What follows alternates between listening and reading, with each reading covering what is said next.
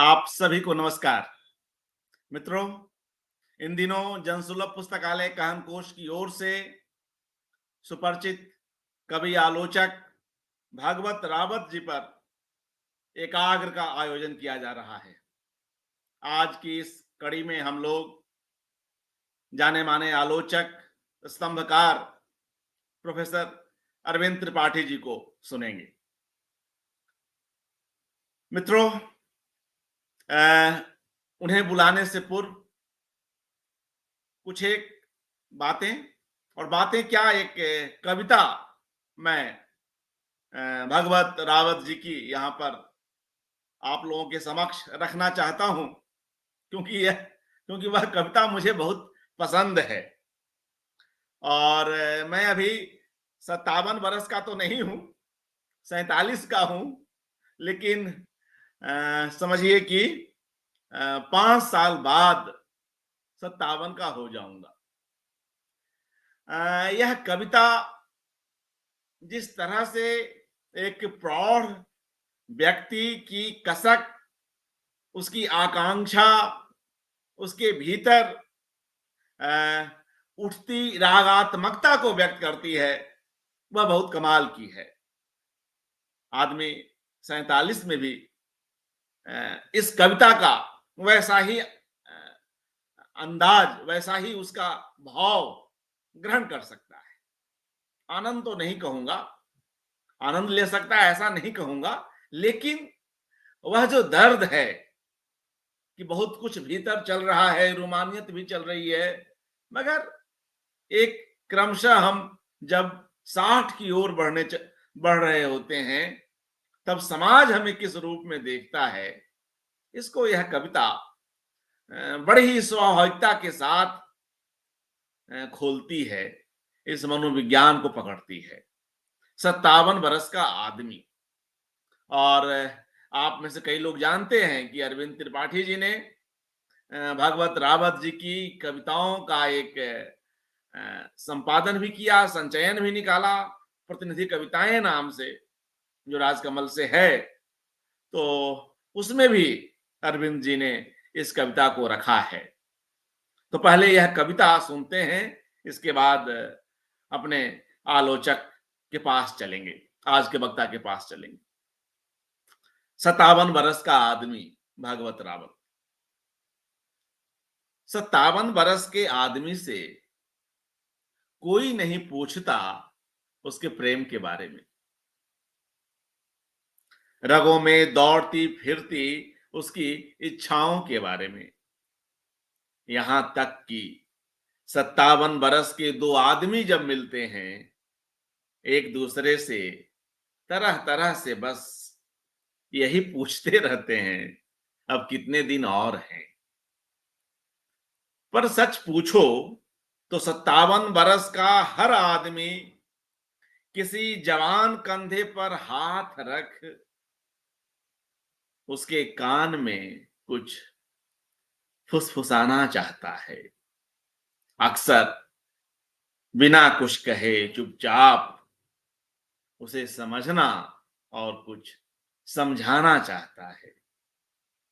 कम से कम उसके पास कहने को एक सच्ची कहानी होती ही है, सुनाने के लिए एक सुंदर कविता, और गाने के लिए एक गीत तो होता ही है। जीवन में पीछे छूट गई चीजों को वह अपनी उम्र की पवित्रता में नए सिरे से पाना चाहता है। एक बार फिर वह उन उन जगहों पर जाना चाहता है जो उसकी उम्र के पड़ावों में खामोशी से दर्ज हैं। लेकिन लेकिन वह जहां भी जाता है उसे 60 के पार की फेसिंग दिखाई जाती है, और कोई नहीं जानता कि 57 वर्ष का आदमी उस समय कौन सा समंदर लांघ रहा होता है, और कोई नहीं जानता कि 57 वर्ष का आदमी उस समय कौन सा समंदर लांघ रहा होता है। तो मित्रों, यह कविता भगवत रावत जी की, जिन्होंने समुद्र के बारे में दी हुई दुनिया हुआ कुछ इस तरह, सुनो हीरामन, अथ रूप कुमार कथा, सच पूछो तो बिथा कथा, हमने उनके घर देखे, ऐसी कैसी नींद, कहते हैं कि दिल्ली की है कुछ आबो हवा, और अम्मा से बातें और अन्य कविताएं जैसे संग्रह दिए हैं। काफी सक्रिय और अपनी कविताओं में लोक को, रागात्मकता को लाने वाले कवि ने अपने ढंग से कविताओं पर बात भी की। कविता का दूसरा पाठ और प्रसंग ऐसे ही उनकी एक महत्वपूर्ण किताब है, जो शुरू में कविता का दूसरा पाठ नाम से आई थी। तो आइए हम आज के वक्ता के पास चलते हैं। प्रोफेसर अरविंद त्रिपाठी जी का हार्दिक स्वागत करते हैं। अरविंद जी नमस्कार। धन्यवाद। अब नमस्कार नमस्कार अर्पण जी, आपको नमस्कार और धन्यवाद इसलिए कि आपने भगवत रावत जैसे कवि के जन्म दिवस को याद करते हुए मुझे इस लायक समझा कि मैं उनके जीवन के बारे में और उनकी कविता के बारे में कुछ कह सकूं। आप जानते हैं कि मित्रों को भी पता है कि हिंदी कविता के संसार में यूं तो अ, कवियों का जो समवाय है वो बहुत विराट है। बहुत सारे कवि हैं, हर दौर में रहे हैं, और भगवत जी उस दौर के सिर्फ एक कवि नहीं है, ये मैं स्पष्ट करना चाहता हूँ। क्योंकि देखा जाए तो वो जो भारतीय कविता है और जो उसकी भारतीयता है और आधुनिक हिंदी कविता की जो राह है, उसमें वो प्रगतिशील जो धारा है उसके एक अत्यंत समर्थ, मजबूत और कहा जाए कि वो टिकाऊ कवि है। वो उनकी कविता जो है वह काल के जो प्रवाह है, जो उसकी गति है, उसमें साथ देती है और हमारे समय में एक जरूरी काम की तरह याद आती है। मैंने मेरा यह सौभाग्य है कि मैं भगवत जी को व्यक्तिगत रूप से जानता था और कई बार मेरी उनकी मुलाकातें हैं और वो मेरे दिल्ली जीवन का काल था। 90s के आसपास जब भगवत जी से मेरी पहली भेंट हुई और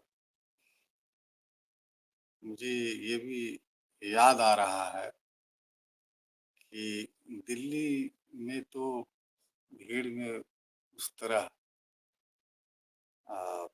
दुआ सलाम ही तक रहा, लेकिन उनसे विधिवत भेंट मुझे याद है कि श्रीकांत जी की स्मृति में भारत भवन में एक 3 दिवसीय आयोजन किया गया था। अरविंद जी, थोड़ा उन ऊँचा सन बोलेंगे। कृपया कृपया थोड़ा सन ऊँचा बोलेंगे। जी, जी, थोड़ा ऊँचा बिल्कुल बोलेंगे प्लीज़। 1900 ये 86 का समय था और भारत भवन में भगवत जी से मेरी पहली भेंट हुई थी। मैं उनका नाम सुना ही था और पहली मुलाकात में उन्होंने जिस हार्दिकता के साथ तो मैं मतलब लिखना तो शुरू कर दिया था, लेकिन मेरी कद-काठी ऐसी नहीं थी कि इतने बड़े कवि और वो आकर मुझसे खुद परिचय करे, ये मुझे थोड़ा अजीब-सा लगा। मैंने बहुत विनम्रतापूर्वक उन्हें प्रणाम किया और मैंने कहा, "मैं आपको भली-भाँति जानता हूँ, आपकी कविता का पाठक हूँ और आप मेरे प्रिय कवियों में हैं।" तो उस समय मुझे याद है कि उन्होंने मुझे अपना काव्य संग्रह दिया और कुछ संग्रह जो उनके पास नहीं थे, उन्होंने कहा कि आप अपना पता दीजिए और मैं आपको उपलब्ध कराऊँगा। वो मेरी पहली भेंट है। उसके बाद तो भोपाल के अनेक आयोजनों में हम भगवत जी से मिलते रहे और जब भी गए तो भगवत जी के आराधना नगर वाले घर में उनसे ज़रूर मुलाकात की और अ, कविता के बारे में बाद में बात होती थी, सबसे पहले घर परिवार के बारे में बात करते थे। वो ऐसे एक सहृदय व्यक्ति थे, जो मिलने पर साहित्य की बात कम करते थे, परिवार, जीवन की बातें ज़्यादा करते थे। और मुझे लगता है कि अगर कोई लेखक, कोई व्यक्ति आपका सचमुच का अगर शुभचिंतक है, आपका प्रेमी है, तो वो साहित्य की बात नहीं करेगा। वह आपके कुशल-क्षेम, परिवार और आपके मित्रों के बारे में, आपकी ज़िंदगी के बारे में बात करेगा। ये मुझे भगवत जी शायद मैं इसलिए भी भगवत जी से बहुत ज़्यादा जुड़ गया, क्योंकि दिल्ली में मुझे याद है कि मेरे छोटे से घर में वो कई मर्तबा आए और उन दिनों मैं आकाशवाणी दिल्ली में कार्यरत था। बहुत आग्रह करने के बाद उन्होंने कहा कि ठीक है, क्योंकि भगवत जी का पाठ आप जानते हैं कि हिंदी में कम कवि हैं जो अपनी कविताओं का उत्तम पाठ करते हैं और ख़ास तौर से जो मुक्त छंद की कविता है, उसका पाठ कैसे किया जाए, उसमें जो थोड़े से कवि मुझे आकृष्ट करते हैं, उसमें भगवत जी अन्यतम है। अद्भुत के पाठ में एक विलक्षण किस्म की अ, मैं कहूँगा कि सम्मोहन था और वो शब्दों का उच्चारण और कहाँ कविता में ठहरना है, कहाँ ऊँचाई पर ले जाना है, कहाँ स्वर को अ, आगे करना है, कहाँ रुकना है। ये अद्भुत मतलब संयम था उनके काव्य पाठ और अगर उनकी रिकॉर्डिंग को आज आप सुने तो आप पाएंगे कि मेरी बात में सच्चाई है। बहुत अच्छे पाठ करते थे। इसलिए भी मैं मतलब उनकी आवाज़ का एक तरह से मुरीद था। अ, आप जानते हैं कि भगवत जी में ये जो सहृदयता थी, यह जो आवेग था, किसी को जो अंतरंग है उसको अपना साथ लेकर चलने की जो उनकी कला थी, ये इसलिए भी थी कि वो बहुत ही सतह से उठते हुए आदमी थे। मतलब टीकमगढ़ जैसे इलाके में पैदा हुआ आदमी और मजदूर बस्ती में, आपको पता है कि उनके पिता रेल में रेल कर्मी थे और जाहिर है कि वो कि कोई अधिकारी के बेटे नहीं थे। तो भगवत की कविता को समझने के लिए आप भगवत जी की जिंदगी को भी जरूर जानने की कोशिश करिए। आप उनकी कविताओं में जो साधारण जीवन की जो मतलब आप पढ़ते चले जाइए तो आपको साधारण आदमियों का एक पूरा रेला दिखाई देता है। स्त्रियां हैं, बच्चे हैं, कामगार हैं। ये इसलिए भी है कि जहाँ वो उनका बचपन गुजरा, वो सब श्रमशील चेहरे थे, श्रम जीवन, साधारण लोग। अ, तो साधारण लोगों की जिंदगी से उन्होंने अपनी जिंदगी शुरू की। उनके पूरे जीवन को अगर आप देखें तो एक साधारण मनुष्य के रूप में एक असाधारण जीवन जीने और रचने की जो कला है उनके भीतर, वो लगातार बनी रही, जीवन के अंतिम क्षण तक बनी रही। मतलब उनके व्यक्तित्व की दो तीन चीजें मुझे बहुत आकृष्ट करती है। एक तो हार्दिकता, एक अपनापन। ये जो विष्णु खरे ने उनके व्यक्तित्व में मित्र भाव, उनकी कविताओं में भी खोज की है, मित्र भाव है, वो सबसे ज्यादा उनकी पीढ़ी के कवियों में उनके पास थे। और उनके परिवार में भी ये चीज थी। जो भगवत जी को जानने वाले लोग अभी बचे हुए हैं, आप उनसे मेरी बात की तस्दीक कर सकते हैं कि वो कितने सहृदय थे। दूसरी बात ये थी कि वो बेबाकी भी उनके अंदर बहुत ज्यादा थी, उनको सच कहने से रोका नहीं जा सकता था, वो कविता में भी और जीवन में भी। इसीलिए कई लोग उनकी सच्चाई के घायल भी थे और दुखी भी रहा करते थे कि भगवत जी ने ऐसा क्यों कह दिया। लेकिन जो बात है वो बात। और आप देखिए कि हिंदुस्तान का जो साधारण आदमी है, वो बिना लाग लपेट के बात करता है। भगवत जी से बातचीत करते हुए कभी भी ये नहीं लगा कि मुझे ये कोई चीज छिपा रहे हैं या नहीं बता रहे हैं। मुझे बराबर लगा कि जैसे अपना घर परिवार का आदमी खुले मन से बात कर रहा है। कई चीजें हैं, मैं सबको यहाँ बताना नहीं चाहूंगा, लेकिन उनकी भीतर मैं संकेत करना चाहता हूँ कि गजब किस्म की सहृदयता थी। और ये जो सहृदय भाव है, उनको विरासत में अपने परिवार से, अपने समाज से, अपने जीवन के संघर्ष से प्राप्त हुआ था।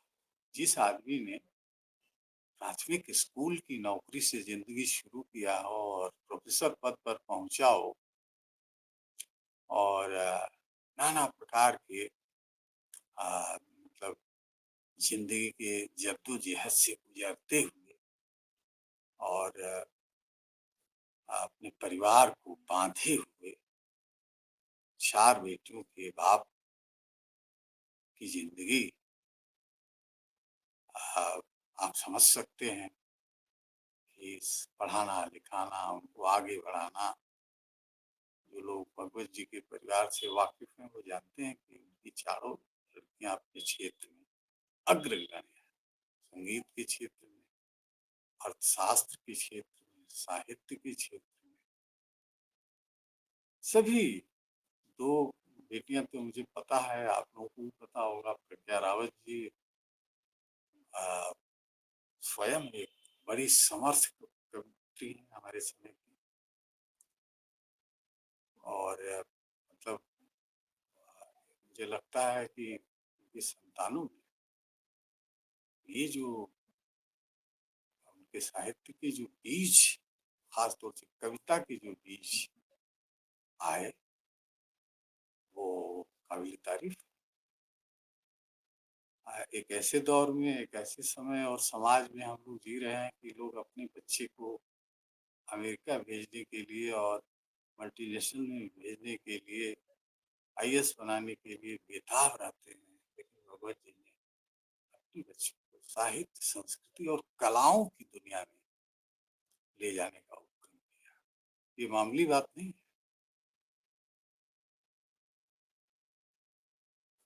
अपने जीवन के आखिर में वो किडनी के मतलब कष्ट साथ जीवन को जीते हुए उन्होंने लिखने का जो मोर्चा है उसको नहीं छोड़ा। उनके कई मोर्चे जीवन में है, परिवार का मोर्चा, समाज का मोर्चा, नौकरी का मोर्चा, प्रगतिशील लेखक संघ के वो अध्यक्ष भी रहे, उसके लिए रात दिन काम करने वाले संगठन का भी मोर्चा होता है, और स्वयं कविता का मोर्चा। इतने मोर्चों पर वो काम कर रहे थे, और बीमारी के बावजूद भी उन मोर्चों पर लड़ते हुए उन्हें कभी परास्त नहीं देखा गया। मेरी उनसे आखिरी बातचीत फोन पर हुई थी।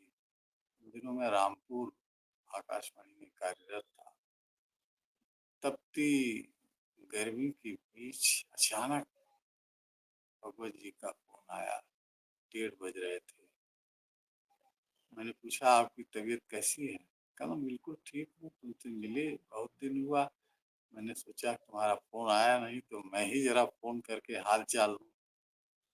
मैंने कहा, नहीं नहीं, मैं गोरखपुर तुम नहीं हो? उन्होंने कहा, जी मैं तबादले पर आ गया हूँ रामपुर। मैंने कहा, जल्दी ही आपका दर्शन करूंगा। मैंने गोरखपुर बुलाने के लिए भी एक बार जिद कर दी। उन्होंने कहा, मैं आऊंगा। हमने कहा कि भाई आप गोरखनाथ में अगर आपकी आस्था है, कि वो हमारे पूर्वज कवि हैं, आदि कवि हैं, और सिद्धों और नाथों की परंपरा जो है वो प्रगतिशीलों से इतर नहीं है। उन्होंने कहा कि नहीं, बिल्कुल, मैं गोरखनाथ के प्रति मेरी आस्था है, श्रद्धा है, चलो देखते हैं। और मैंने कहा, आप और माता जी दोनों आइए। मगर अफसोस कि वो नहीं आए, और उनके निधन की खबर मुझे मिली। भगवत जी के बारे में मैं सिर्फ यही कह सकता हूँ कि उनका निधन जो है एक बड़े कवि का निधन नहीं है, बल्कि समाज में और जीवन में एक अत्यंत सहृदय मनुष्य का अवसान है। साहित्य की दुनिया में अच्छे लोगों की दिनों दिन कमी होती जा रही है। मैंने हिंदी संसार को और अन्य भारतीय भाषाओं के लेखकों के समाज में विचरते हुए पाया कि कम लोग ऐसे हैं जो सहृदय हैं। कैरियरिस्ट तो हैं, लेकिन सहृदय नहीं। अगर आप सहृदय नहीं है तो यह जीवन किस काम का? उनके जीवन को मैं जब भी देखता हूँ, उन्हें याद करता हूँ, तो उनकी सहृदय की जो छवि है वो बार बार झलकती है। उनकी एक बड़ी महत्वपूर्ण कविता है, और वो उल्लेखनीय कविता है कि वो उस कविता को आप लोगों ने पढ़ा होगा कि उन्होंने ये लिखा है कि मैं दरवाजा खोलकर कब से बैठा हूँ, और तुम आ नहीं रहे हो। अपने मित्र का इस कदर इंतजार इतना इस कदर इंतजार तो कोई प्रेयसी का नहीं करता है।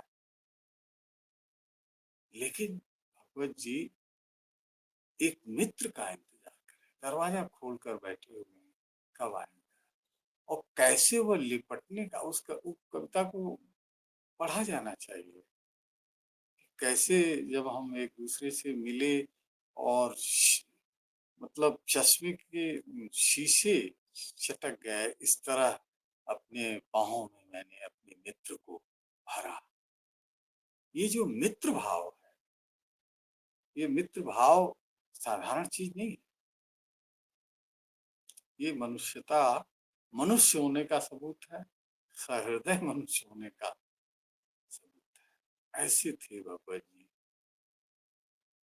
और वह उनको सचमुच वो अपनी पीढ़ी के बड़े ही विलक्षण और दुर्लभ प्रजाति के मनुष्य थे।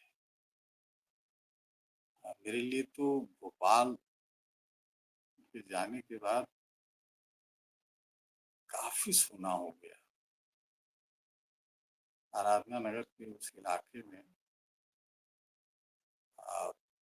कई राजेश जी वहीं रहते हैं, विनय दुबे वहाँ रहा करते थे। और अफसोस कि भगवत जी अब वहाँ नहीं है, विनय दुबे भी नहीं है, क्योंकि आखिरी बार विनय दुबे जी ही अपने स्कूटर पर बैठा करके मुझे उनके घर ले गए थे, भगवत जी के पास। मैं उन्हें देखने गया था। तो ये बिखरी बिखरी सी यादें हैं। ऊंचा अरविंद जी, थोड़ा ऊंचा बोले जी प्लीज। ये कुछ बिखरी बिखरी सी यादें हैं।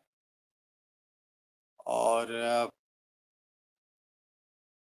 मैं उनकी कविता के बारे में कुछ बातें कहना चाहूंगा। जी, और स्वागत। मैं कई बार कह चुका हूँ और लिख भी चुका हूँ। कोई नई बात आ, हो सकता है ऐड हो जाए तो अच्छी बात होगी। एक तो मेरी दृष्टि में वो त्रिलोचन जी की परंपरा की एक समर्थ कड़ी है। कविता का लहजा उसकी, और उनकी कविता की जो जमीन है और उसकी जो ऊर्जा है और साधारण मनुष्य से जो लगाव है और कविता में कथा को कहने की जो कला है, वो त्रिलोचन जी की परंपरा का विस्तार है। सबसे निकट अगर कोई प्रगतिशील धारा में त्रिलोचन जी के पास है तो वो भगवत रावत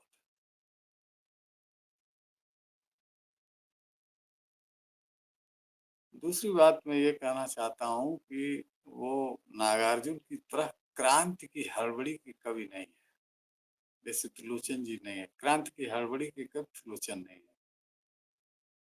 कई जगह मैं देखता हूँ कि केदारनाथ अग्रवाल भी क्रांति के उसमें चले जाते हैं, लेकिन वहां भी वो संयत है।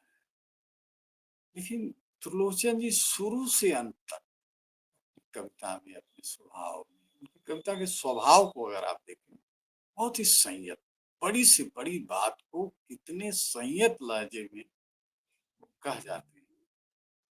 ये चीज, ये गुण मुझे जो है भगवत जी में भी दिखाई देता है। बड़ी से बड़ी बात को कितने सहज शब्दों में, ये जो सहजता है उनकी, ये सहजता बहुत बड़ा। और जिस कवि ने सहजता को साध लिया, मैं समझता हूँ वही बड़ा कवि है। भारतीय कविता की परंपरा में तो यही है। तुलसीदास का उदाहरण हमारे सामने है। कबीर में जो सहजता है, आधुनिक कवियों में सहजता शायवाद के दौर में सहजता उतनी नहीं है। निराला में वो सहजता है, लेकिन आगे आप देखिए कि त्रिलोचन में जो सहजता है वो अद्भुत है। इसीलिए नामवर जी ने उस दौर में त्रिलोचन को ये धरती संग्रह पर लिखते हुए 4038 में धरती संग्रह प्रकाशित हुआ था, तो उन्होंने त्रिलोचन को धरती का कवि कहा। और मुझे लगता है कि उसी परंपरा में नई कविता को फलांगते हुए नई कविता के किसी भी कवि का असर भगवत जी पर नहीं है, जैसे त्रिलोचन का नहीं है। त्रिलोचन जी मतलब आप सोचिए कि प्रगतिशील धारा के ये जो पंच तत्व हैं, जिसके बारे में मैं लिख चुका हूँ, इन पंच तत्वों में त्रिलोचन, नागार्जुन, केदारनाथ अग्रवाल, ये तीन ऐसे हैं जो पश्चिम की ओर पीठ किए हुए कवि हैं। जो कवि पश्चिम की ओर पीठ किए हुए लिख रहा हो वही सच्चा भारतीय कवि है, बेखबर नहीं है। पश्चिमी सभ्यता और संस्कृति से वो बेखबर नहीं है, बाखबर है, लेकिन पीठ किए हुए है। पौर्वात्य की जो जमीन है, जो ऊर्जा है, वह उस अपनी कविता के लिए उपजीव्य वहां से तलाशता है। तो आप देखेंगे कि भगवत जी की कविता में ये जो सहजता है, ये कूट कूट कर भरी है। दूसरी चीज ये भी है कि कोई क्रांति की हड़बड़ी नहीं है। उनके दौर के 7वें दशक के बहुत सारे कवियों में क्रांति की इतनी हड़बड़ी है, इतनी हड़बड़ी है कि साफ हो गए। कहीं कोई नामलेवा नहीं, हर दूसरी पंक्ति में क्रांति। इसको भगवत जी ऐसे कवि हैं जो क्रांति की सच्चाई को भी जानते हैं। उन्होंने मेधा पाटेकर को जो कविता लिखी है और जो सवाल उठाए हैं, वह आत्मचिंतन, जिसको कहते हैं कि आत्मनिरीक्षण करना, अपने को भी जरा अभियोग के कटघरे में खड़ा करना।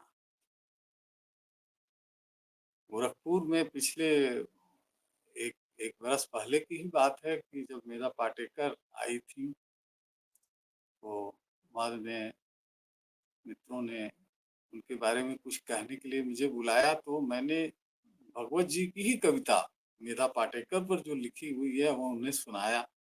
छोटे कद की वो स्त्री गदगद हो गई और कहीं कि ये कविता मुझे तुरंत चाहिए, हमने कहा मिल जाएगी। उन्हीं को मैंने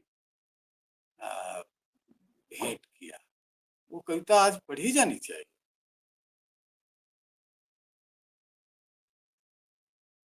एक और बात मैं कहना चाहता हूँ कि सोवियत संघ के विघटन के बाद हमारे मार्क्सवादी धारा के बहुत सारे जो कवि हैं वो एक तरह से अलग होने लगे, कुछ पराजय बोध आ गया। लेकिन भागवत जी कुछ ही कवियों में एक हैं जो विचलित नहीं। वो उनकी जो प्रतिबद्धता है, मार्क्सवाद के प्रति जो आस्था है, समाज को बदलने की जो बेचैनी है, अकुलाहट है, वो बरकरार है। क्रांति की हड़बड़ी नहीं है, लेकिन बदलाव की बराबर चेष्टा उनकी कविताएं करती हैं। उनके लिखने का कारण जो है वो बदलाव है और इसीलिए बेचैनी। सिर्फ दो उदाहरण मैं दूंगा। स्त्री विमर्श का यह दौर चल रहा है, 15-20 साल से वो देख ही रहे हैं आप लोग। भगवत जी ने उस दौर में जब हल्ला नहीं था, उस दौर में उन्होंने जो कविता लिखी है, वो क्या कविता है! ये ऐसी कविता तो किसी कवित्री की भी मैंने नहीं पढ़ी, जो भगवत जी ने लिख छोड़ा है। थक चुकी है वह, ये घरेलू स्त्री का चित्र जरा आप देखें। इतनी थक चुकी है वह, प्यार उसके बस का नहीं रहा। 35 बरस के उसके शरीर की तरह, जो 35 बरस सा नहीं रहा। घर के अंदर रोज सुबह से वह लड़ती झगड़ती है बाजार से, और बाजार में रोज शाम घर ढूंढते ढूंढते खो जाती है। रोटी बेलते वक्त अक्सर वह बटन टाक रही होती है, और कपड़े खींचते वक्त सुखा रही होती है धूप में अधपके बाल। फिरकी सी फिरती रहती है पगलाई वह, बच्चों को डांटती फटकारती, और बिना बच्चों के सूने घर में बेहद घबरा जाती है। कितना थक चुकी है वह, कितना थक चुकी है वह। मैं उसे एक दिन घुमाने ले जाना चाहता हूँ, बाहर, दूर, घर से बाहर से, खाने से, कपड़े से, उसकी असमय उम्र से। ये कविता आप सोचिए, मेरा ख्याल है कि 1976 और 1980 के दरमियान लिखी गई है। दी हुई दुनिया संग्रह में ये कविता है, मुझे बहुत पसंद है। एक घरेलू स्त्री का जो दर्द है, और वो कैसे कितनी व्यस्त है। मुझे लोहिया याद आते हैं कि लोहिया जी ने लिखा है कि एक औसत भारतीय घरेलू स्त्री जो है अपने घर में 9 मील चलती है। सुबह से शाम तक अगर मुआयना किया जाए तो 9 मील चलती है। इस कविता को पढ़ते हुए मुझे घरेलू स्त्री, अपनी माँ की याद आती है मुझे। और भी जब मैं घरों में काम करती हुई स्त्रियों को देखता हूँ, स्वयं अपने घर में, तो मुझे ये कविता बार-बार हांट करती है। मैं पूछना चाहता हूँ, ये स्त्री विमर्श की कविता है अथवा नहीं? इस पर आप लोग विचार करिए। एक स्त्री विमर्श स्त्री से ही संबंधित, ये तो एक घरेलू स्त्री का जो पीड़ा है, जो उसकी दिनचर्या है। एक उनकी जो मशहूर कविता है, वैसी कविता तो हिंदी में किसी और ने लिखी नहीं। स्वयं स्त्री मुक्त की जो आकांक्षी कवित्रियां हैं, उन्होंने भी नहीं लिखी, भगवत जी ने लिखी। वो कचरा बीनती लड़कियां। ये कविता जब मैंने पढ़ी दिल्ली में, उसी समय ये छपी थी, तो मैं चकित रह गया। और शहरों में बेशुमार ढंग से जो कूड़े के ढेर पड़े रहते हैं, और मैंने देखा भी है कि लड़कियां किस तरह से झुक झुक करके और कूड़े के ढेर में अपने हाथों से, वो ग्लोव्स से थोड़े कूड़ा बटोरती हैं या खोजती हैं, वो खुले हाथों से, और वो एक तरह से समाज की गंदगी को साफ करती है, और उसमें से कुछ काम की भी चीजें उन्हें मिल जाती है। वो क्या कविता है! वो लंबी कविता है, उसको मैं पढ़ करके आप लोगों का समय नहीं जाया करूंगा। मैं सिर्फ ये कहना चाहता हूँ कि उस कविता को भी पढ़ा जाना चाहिए। वो चूड़ी का एक टुकड़ा, जो मुझे कविता याद आ रही है, चूड़ी का एक टुकड़ा, वो कचरा बीनती लड़की है, एक लड़की उठाती है, उसे अपने सपने याद आते हैं। वो ये भी सोचती है कि क्या मेरा जो ब्याह होगा तो मैं इसी तरह की चूड़ी पहनूंगी। इतनी मतलब साधारण जीवन में घुस करके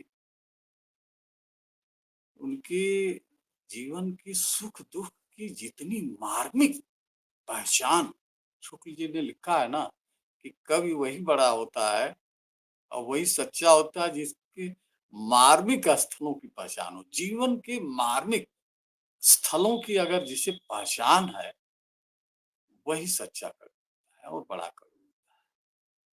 और एक कविता के पाठक होने के नाते मेरा भी ये मानना है कि मार्मिक जीवन की जो कुछ भी घट रहा है सब कविता नहीं है, कविता का विषय नहीं। कवि को पहचान करनी होती है कि मुझे क्या लिखना है, क्या नहीं लिखना है। कचरा बीनने वाली लड़कियों को देख करके किस कवि ने निगाह डाली। अक्सर हम अपनी नाक बंद किए हुए उस जगह से निकल जाते हैं। हम लोग देखते नहीं हैं, लेकिन कवि देख रहा है कचरा बीनने वाली लड़की। ये उदाहरण मैंने इसलिए दिया कि आप देखिए कि भगवत जी की जो दृष्टि है वो कितनी सूक्ष्म और साधारण जीवन के कर्म व्यापारों से जुड़ी हुई है। एक और बात मैं कहना चाहता हूँ कि वो श्रम जीवन के बड़े कवि, अपनी पीढ़ी के तो बड़े कवि हैं और श्रम की जो परंपरा प्रगतिशील धारा की कविता में रही है। अब तो मुझे याद करना पड़ता है कि हमारे जीवन में हमारे समय में श्रम जीवन को लेकर के कविता लिखने वाले कितने कवि।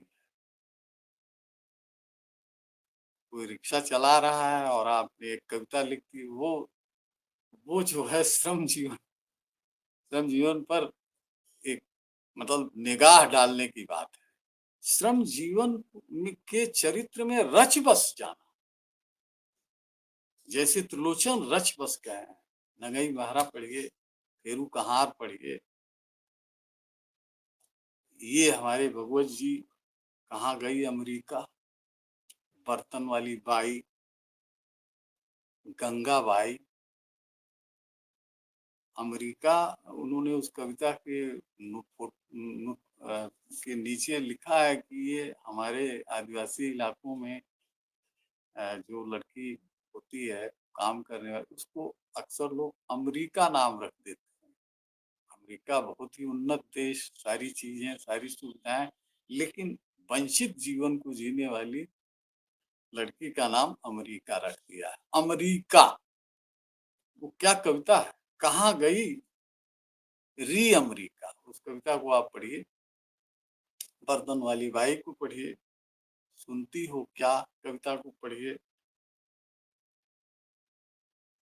घर परिवार की भी आवाजें इनके यहाँ बहुत ही सहज रूप से प्रकट होती हैं। अम्मा से बातें उनके संग्रह का नाम ही है। एक आदमी अपनी माँ से वर्षों बाद मिलने पर किस तरह से बातें कर रहा है, क्या चाहता है, बहुत ही मार्मिक कविता है।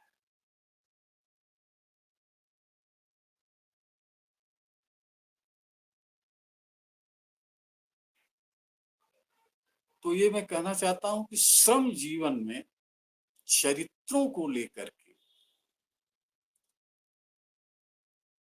जिस तरह से प्रगतिशील धारा के कवियों ने कविताएं लिखी हैं, उसी तरह की परंपरा के कवि के रूप में भगवत जी ने अपनी कविता में चरित्रों की सृजना की और ये सभी साधारण जीवन के पात्र हैं। उनकी प्याज की एक गांठ कविता आप लोगों को याद होगी और आप समझ सकते हैं कि प्याज की एक गांठ के जो बशीर भाई हैं, क्या वो कविता है, उसमें भी एक सहृदयता का भाव है। अंत कविता का जो होता है कि अंत में जीत जाते हैं बशीर भाई, क्योंकि एक प्याज की एक गांठ तौल में ज़्यादा निकल रही थी और वो मुझे देख रहे हैं और मैं उन्हें देख रहा हूँ। क्या कविता है! ये जो जीवनानुभव है, छोटी-छोटी घटनाओं, चीज़ों से कैसे वो कविता पैदा करती है, भगवत जी, ये देखने की चीज़ है। इसलिए मुझे तो लगता है कि जैसे-जैसे समय आगे बढ़ता जाएगा, ऐसे कवि जो जीवन से सीधे जुड़े हुए हैं, बाईपास करके जीवन से जुड़े हुए कवियों की बात छोड़ दीजिए, जो सीधे लोक से जुड़े हुए हैं, वो लंबे समय तक जीवित रहेंगे। कालजयी ऐसे ही कवि होते हैं। कालजयी कोई आसमान से टपकता नहीं है, जो जीवन का उत्खनन करके, साधारण जीवन का उत्खनन करते हुए लोग बाग को अपनी कविता, अपनी कला का विषय बनाता है, वही बड़ा ये परंपरा, ये हमारी परंपरा की विरासत है। हम आधुनिकता के चक्कर में, उत्तर आधुनिकता के चक्कर में, सामाजिक विमर्शों के चक्कर में कविता की कितनी फजीहत कर रहे हैं। मैं फजीहत शब्द का प्रयोग कर रहा हूँ, आप लोग देख रहे हैं। सारी कविता आपकी स्त्री विमर्श और दलित विमर्श में सिमट गई है। ऐसा तो हमारी पूर्ववर्ती कविता भी नहीं सिमटी थी। जीवन से कवि का नाता टूटता हुआ दिखाई दे रहा है और भागवत रावत जैसे कवि आगाह कर रहे हैं कि सीधी जिंदगी से तुम्हारे और जनता के बीच में और समाज के बीच में कोई एजेंट नहीं होना चाहिए। कई बार मुझे लगता है कि ये विमर्श जो है एजेंट का काम कर रहे हैं और ये कविता के लिए खतरनाक दौर है। जब भी हमारी जो 80 से लेकर के और 2000 के बीच में आप देखिए कि कविता आंदोलन, सामाजिक आंदोलन नहीं है, लेकिन फिर भी हमारी कविता में खामोशी का जो स्वर है,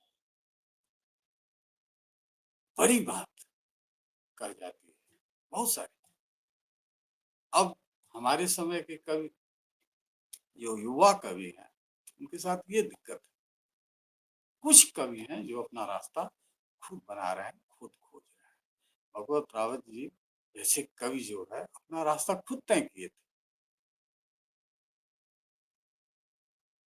उनके मतलब नई कविता के दौर में आप याद करिए कि कितने काव्य आंदोलन, दर्जनों काव्य आंदोलन चले थे।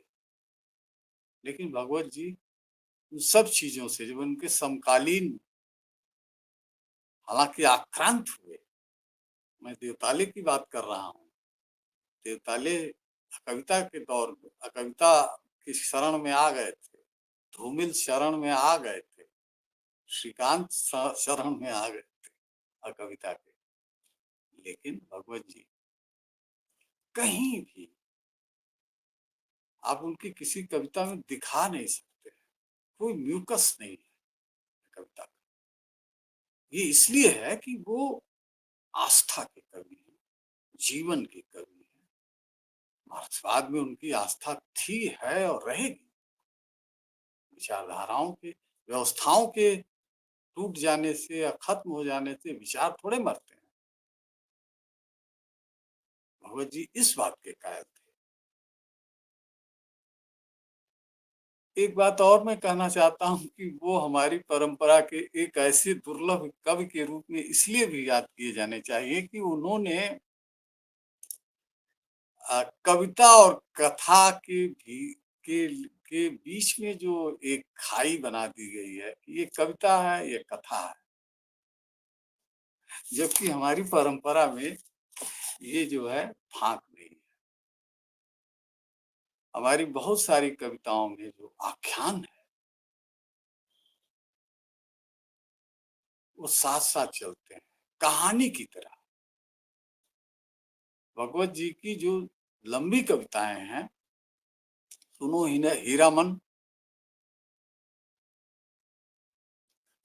अब आप देखिए एकदम मतलब वो कथा की तरह चलती है।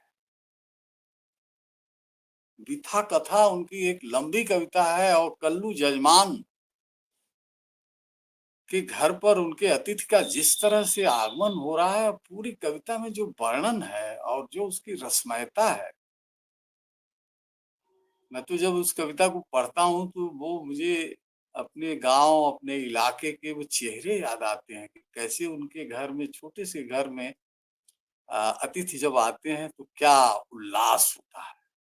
आज हमारे जीवन में कितना बदलाव आ गया है कि बड़े से घर में मेरा कोई आत्मीय से आत्मीय आ जाता है तो हम चाहते हैं कि जितना जल्दी हो यहाँ से जाएं, या रुकने के लिए अगर बात है तो होटल में ठहरा दीजिए।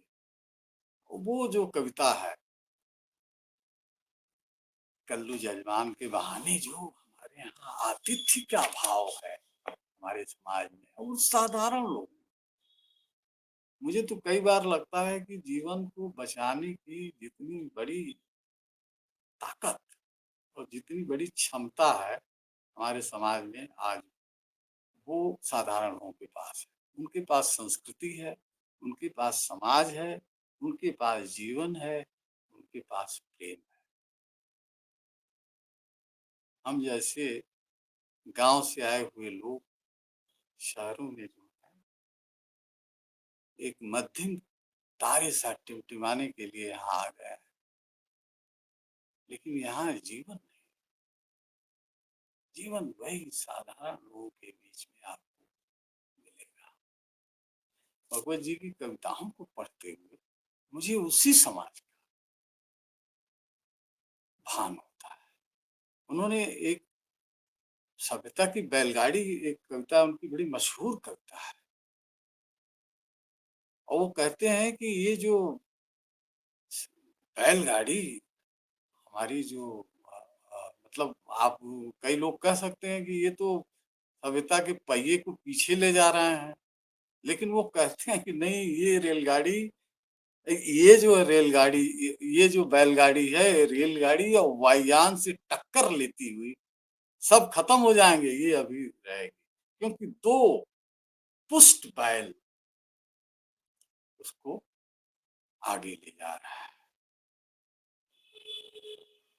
साधारण लोग ही इस समाज को आगे ले जा रहे हैं। वहीं सुंदरता बची हुई है, वहीं जीवन बचा हुआ है। आखिरी बात और मैं कहा कहकर अपनी बात समाप्त करूंगा कि ये चरित्र प्रधान जो कविताएं लिखी है, वो बहुतायत में लिखी है।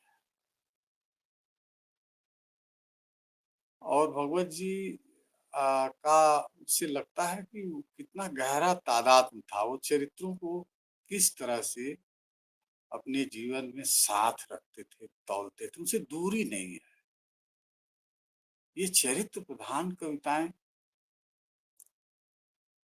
हमारे हमारे कविता के संसार से तिरोहित हो गए हैं।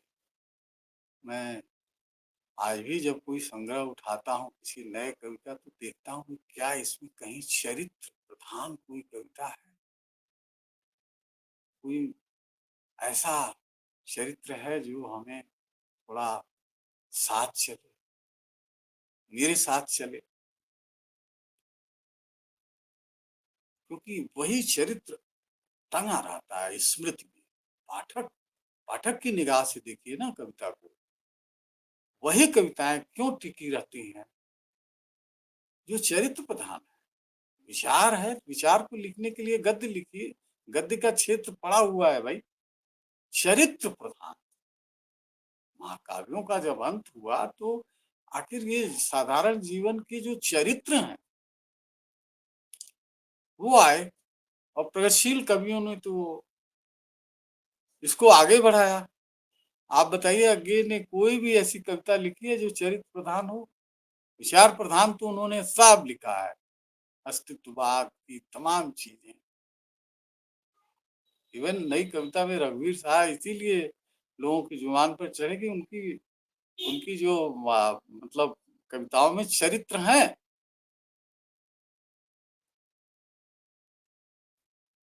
ये चरित्र जो गायब होते जा रहे हैं, इसकी नींव को प्रगतिशील कवियों ने रखा है और भगवत जी जैसे समर्थ कवि ने उसको विस्तार दिया आज की कविता में। भगवत जी की चरित्र प्रधान कविताएं एक पाथेय की तरह है, एक रोशनी की तरह है। उसको पढ़ करके आप सचमुच कुछ अच्छा रख सकते हैं। आखिरी बात ये कहना चाहूंगा कि वो भगवत जी हमारी वाचिक परंपरा के कवि हैं। मैंने शुरू में कहा कि वो पाठ कविताओं का अद्भुत करते थे। आप जानते हैं कि हमारी परंपरा में कविता सुनाने की चीज, कविता लिखते हैं। एक कवि को एक दारोगा ने पकड़ा, तो उसको कहा, बाह पकड़ा और कहा कविता लिखते हो भाई? हाँ हाँ, सुनाओ। अब वो हवालात में बंद करने जा रहा था और कह रहा है कवि हो तो सुनाओ। तो ये जो वाचिकता है, कविता अगर है आप लिखते हैं तो उसको सुनाने की चीज है।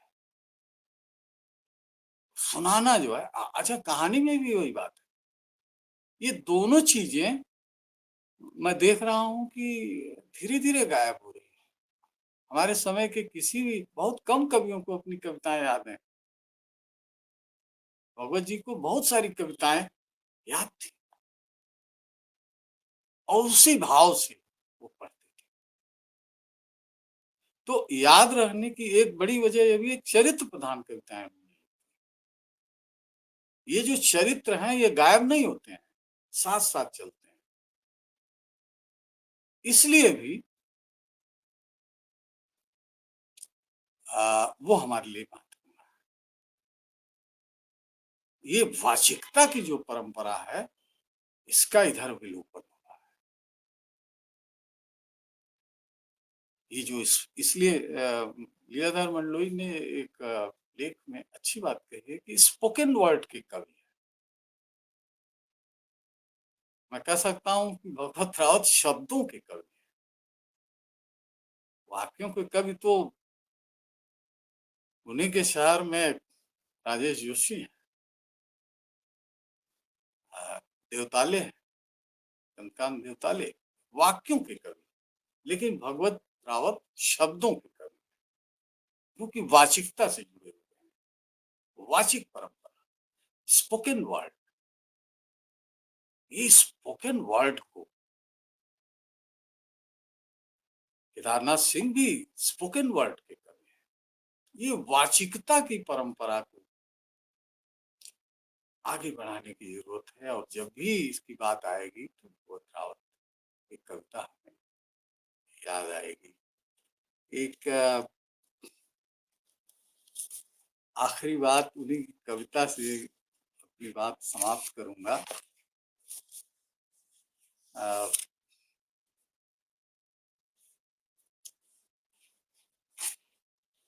भगवत जी में व्यंग भी बहुत सधा हुआ।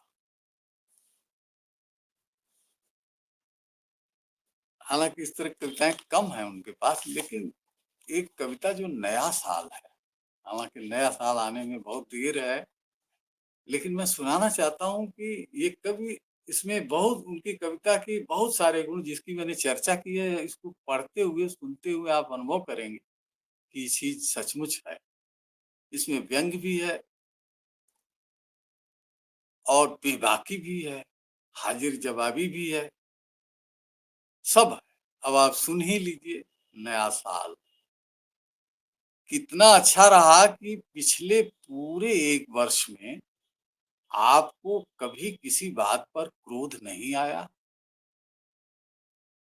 कितना अच्छा हुआ कि किसी भी घटना से आया नहीं आपके रक्त में रत्ती भर उबाल।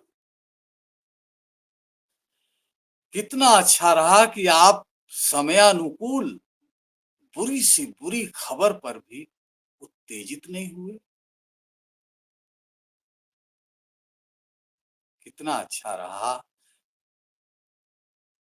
कि इस वर्ष भी आपके मन में उठा नहीं कोई उल्टा सीधा सवाल।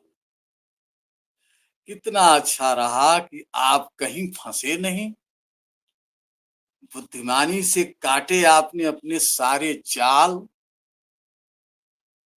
कितना अच्छा रहा कि सरकारी खर्चे पर आप भी हो आए विदेश। वेतन के अलावा भी निरंतर बढ़ी आपकी आय। पिछले वर्ष की ही तरह आप फलें फूलें इस बरस भी। इसी तरह आपको मुबारक हो यह नया साल। रहें सदा आप इसी तरह झंझटों टंटों से दूर, दूर से ही भांपते रहें करीब आने वाले की चाल। समझदारी से कायदे कानूनों के भीतर सब काम करें। आने नहीं दें अपने ऊपर कोई आंच, उठने नहीं दें कोई बवाल।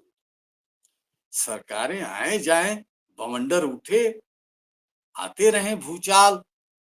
आप खड़े रहें वहीं धैर्य से अविचलित। इस वर्ष भी रहें आप सदा की तरह निर्लिप्त निर्विकार। पिछले वर्ष से भी अधिक मंगलमय हो आपका यह वर्ष। ये कविता हमारे समय पर, हमारे समाज पर और हमारे समय के मनुष्य पर और चिकने छुपड़े लोगों की यह जो दुनिया बनती जा रही है, जिसको हम लोग सभ्य नागरिक कहते हैं, उन पर यह कितना तीखा व्यंग है और कैसे गहरे सवाल यह कविता उठाती है संकेतों में, कि देखने की चीज है। मैं भगवत जी की स्मृति को प्रणाम करते हुए उनकी कविता का एक अदना सा पाठक हूँ, लेकिन मैं कहना चाहता हूँ कि मैं ऐसे ही लोगों से, ऐसे ही कवियों की दुनिया से अपने को संपन्न बनाता हूँ। मुझे लगता है कि मेरी ही बात कही जा रही है। मैं आप सबको धन्यवाद देते हुए, खास तौर से जन सुलभ के संचालक कवि मित्र अर्पण कुमार जी का आभारी हूँ कि उन्होंने भगवत जी पर यह बात कहने का अवसर दिया और आप सब लोग सुनते रहे, इसके लिए धन्यवाद। नमस्कार जी। जी शुक्रिया अरविंद जी, भागवत रावत जी पर केंद्रित इस वक्तव्य के लिए। और मित्रों, हमने शुरुआत में भी चर्चा की थी कि किस तरह पूरी तैयारी के साथ और पूरी दृष्टि के साथ अरविंद त्रिपाठी जी ने भागवत रावत जी की कविताओं को चयनित किया और उस पर अपनी राय दी, अपनी भूमिका में अपने मंतव्य को रखा। उसी में एक जगह अरविंद जी लिखते हैं कि भागवत की काव्य चिंता के मूल में बदलाव के लिए बेचैनी और अकुलाहट है। और आज यहां अपने वक्तव्य में अरविंद जी ने उनकी ऐसी कई कविताओं की चर्चा की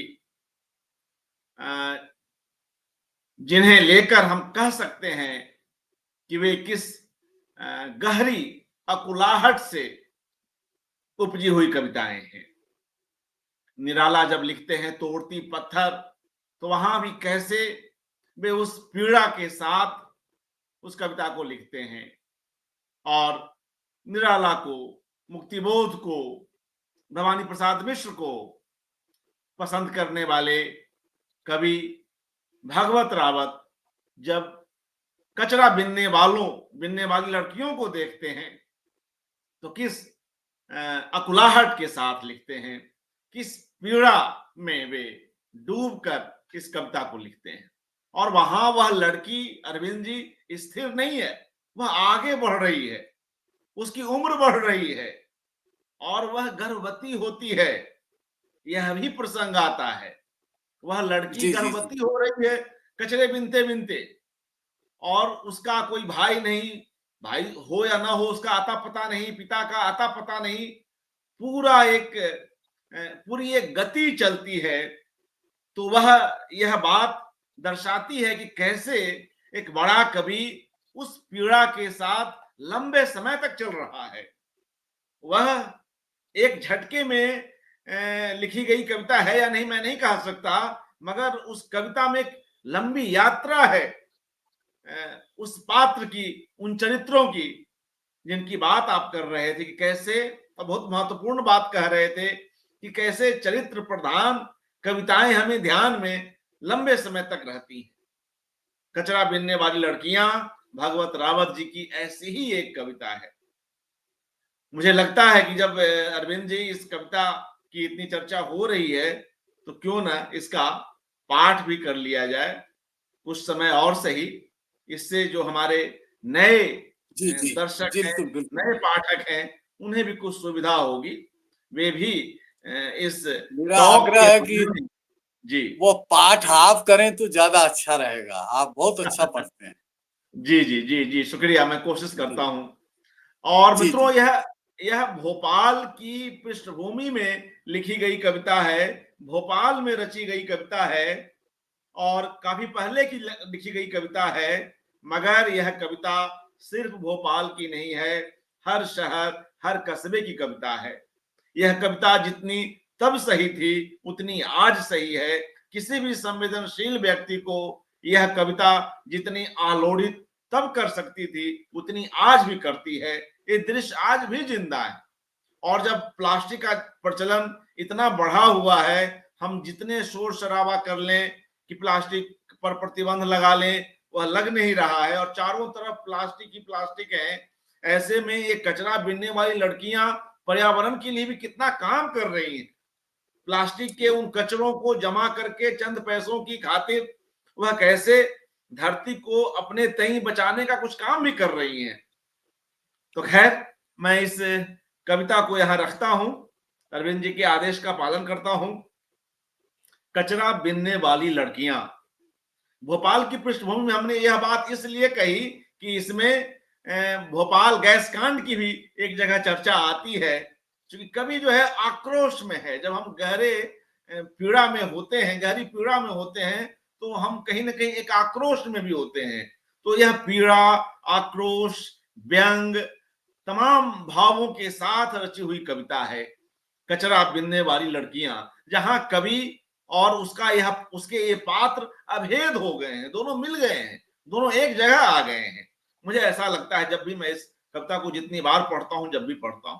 खैर, कचरा बीनने वाली लड़कियां आपने अपने शहर में भी जरूर देखी होंगी।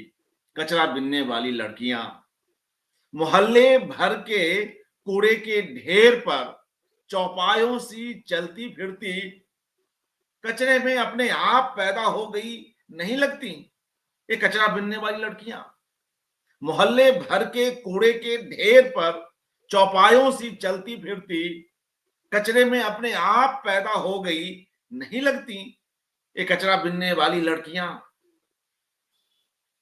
जगह जगह फटे अपने कपड़ों जैसे टाट के बारे में, जगह जगह फटे अपने कपड़ों जैसे टाट के बोरे में भरती हैं वे बीन बीन कर हमारे आपके रद्दे किए कागज के टुकड़े। टूटे फूटे टीन और प्लास्टिक के डिब्बे, जब कोई छपा हुआ फोटो या साबुत डिब्बा मिल जाता है उन्हें, तो वे रख देती हैं अलग संभाल कर।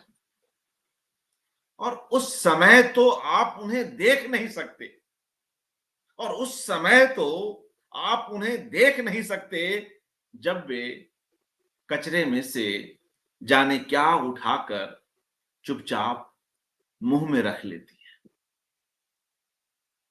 अपने आसपास घूमते सुअरों के बीच कैसी लगती हैं ये कचरा बीनने वाली लड़कियां?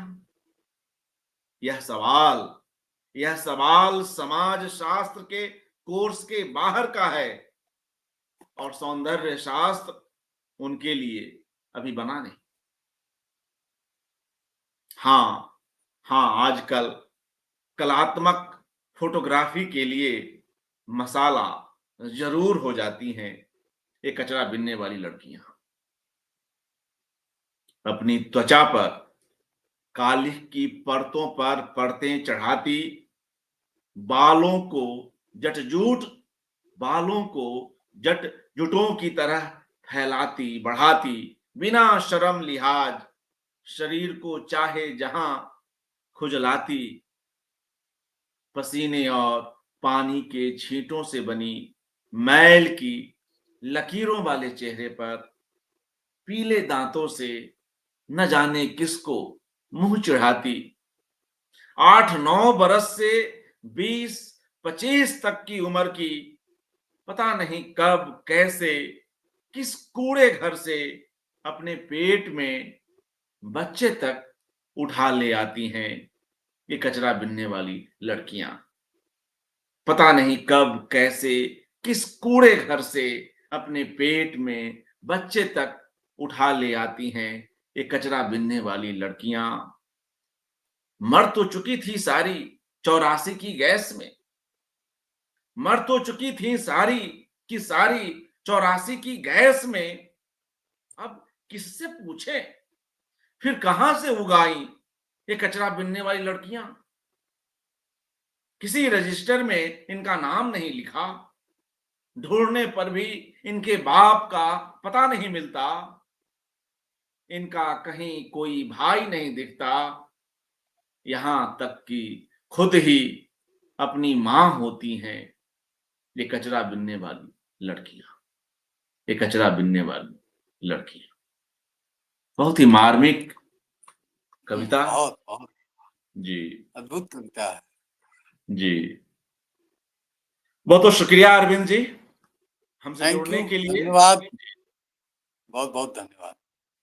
हमारे आमंत्रण को स्वीकार करने के लिए और भगवत रावत जी पर इस अनूठे वक्तव्य के लिए हार्दिक आभार। अगली कड़ी में मित्रों हम फिर मिलते हैं। भगवत रावत जी पर यह एकाग जारी है। धन्यवाद।